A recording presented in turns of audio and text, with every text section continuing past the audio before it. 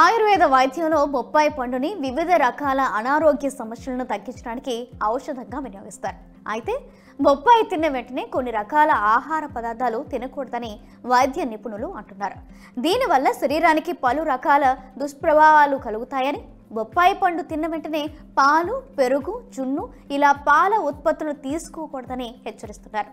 బొప్పాయి పండులోని పైపిన్ అనే ఎంజైమ్ ఉంటుంది. ఇది ప్రోటీన్లను గ్రహించడంలో కీలక పాత్ర పోషిస్తుందని అంటున్నారు.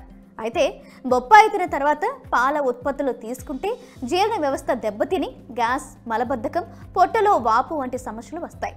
బొప్పాయి తిన్న తర్వాత గుడ్డుతో తయారు చేసిన ఆహారాన్ని తింటే జీర్ణ సమస్యలు, అజీర్తి, పొట్ట సమస్యలు, వికారం, వాంతులు వస్తాయి.